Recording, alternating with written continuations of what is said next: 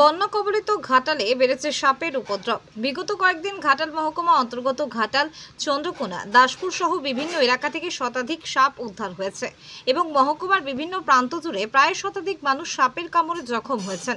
ঘাটাল মহকুমা শাসক সুমন বিশ্বাস জানিয়েছেন, বন্যা কবলিত এলাকা থেকে আমাদের দুজন সাপ উদ্ধারকারী এখনো পর্যন্ত প্রায় কয়েকশো সাপ উদ্ধার করেছে। শাখামুটি, খরিশ, কালাচ সহ বিভিন্ন প্রজাতির বিষধর সাপ উদ্ধার হয়েছে।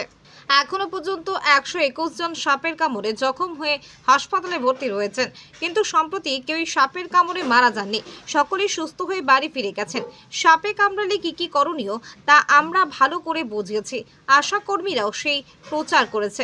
আমার নাম্বার সবার কাছেই আছে, প্লাস দুজন সাপ ধরেন এখানে স্নেক রেস্কিউয়ার ফরেস্ট ডিপার্টমেন্টের মলয় এবং জাহাঙ্গীর, তাদের নাম্বারও সবার কাছেই আছে। না থাকলে আমার কাছে ফোন করলে আমি তাদের খবর দিই। দিন রাত তারা সাপ ধরছেন। আমাদের হিসাব মতো দুজন স্নেক রেস্কিউয়ার 500-র উপরে সাপ তারা ধরেছেন, বিষধর সাপ, বিভিন্ন প্রজাতির সাপ, শাখামুটি থেকে শুরু করে চন্দ্রগোড়া, কালাচ, খরিশ, গেরিভাঙা, বিভিন্ন প্রজাতির তারা সাপ ধরেছেন এবং এই সাপগুলি গভীর জঙ্গলে ছেড়ে আসা হয়েছে এবং সেই প্লাস্টিকের জারগুলি ফিরিয়ে আনা হয়েছে।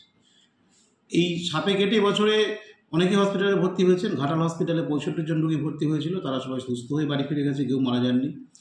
চন্দ্রকোনা রুরাল হসপিটাল, সেখানে 25 জন রোগী ভর্তি হয়েছে। সোনাখালী হসপিটালে 12 জন রোগী ভর্তি হয়েছিল। বীরসিংহ বিদ্যাসাগর বিপিএসসিতে 10 জন ভর্তি হয়েছিল এবং দাসপুর আরএইচে 9 জন ভর্তি হয়েছিল। এরা সবাই সুস্থ হয়ে বাড়ি ফিরে গেছে, কোনো মৃত্যুর ঘটনা ঘটেনি। কারণ আমাদের প্রত্যেকটা বেডেড হসপিটাল, যেখানে বেড আছে সেখানে কিন্তু অ্যান্টি ভেনাম সিরাম আছে, এভিএস আছে এবং ব্লাড টেস্ট করে সাথে সাথে এভিএস দেওয়া হয়। সাপে কেটে 2-1 জন মানুষ যারা ওঝার কাছে গেছিলো, এটা আমাদের কাছে আনঅফিশিয়ালি খবর এসছে যে ওঝার কাছে যাওয়ার জন্য একজনের মৃত্যু হয়েছিল এবছরে, কিন্তু আমরা সেটা আশাকর্মীদের দিয়ে খুব প্রচার করিয়েছি যাতে করে সাপে কামড়ালে কেউ ওঝার কাছে না যায়, 100 মিনিটের মধ্যে নিয়ারেস্ট হসপিটালে ভর্তি করা যায়। অন্যদিকে বন দপ্তরের রেস্কিউ টিমের সদস্য তথা সাপ উদ্ধারকারী মলয় ঘোষ বলেন, বন্যা কবলিত এলাকায় বিশেষ করে ঘাটাল সাব ডিভিশনে প্রত্যেক দিন প্রায় 10টা, 12টা বা 8টা, 7টা, 8টার নিচে কোনো দিনই হয়নি।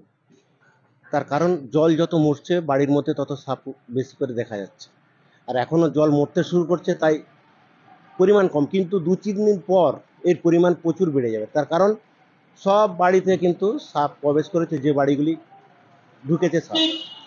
আমরা এখন পর্যন্ত এই বন্যা কবলিত এলাকায় 276টি সাপ উদ্ধার করেছি, তার মধ্যে ভয়ঙ্কর বিষধর কালাচ আর শঙ্খিনী।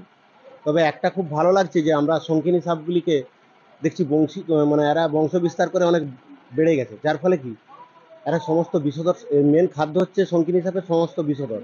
তাই এই সাপগুলি বেড়ে যাওয়ার জন্য আমাদের খুব ভালো লাগবে যে বিষধর সাপকে এরাই কন্ট্রোল করে।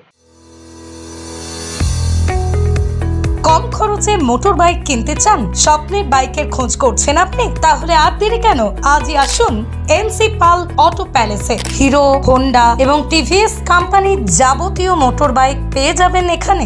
গাড়ি ক্রয় করলে helmet, seat cover, leg guard, grip cover পেয়ে যাবেন সম্পূর্ণ বিনামূল্যে। এছাড়াও 500 টাকার পেট্রোলের ভাউচারও দেওয়া হয়। গাড়ি বিক্রয় ও সার্ভিসিংও করা হয় আমাদের এখানে। জল সার্ভিস মাত্র 30 টাকা, ফুল সার্ভিস মাত্র 220 টাকা। সমস্ত পার্টস পেয়ে যাবেন এনসি পাল অটো প্যালেসে।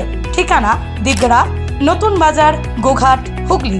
যোগাযোগ নাম্বার 8900011146 অথবা যোগাযোগ করুন 9434899306 এই নাম্বারে।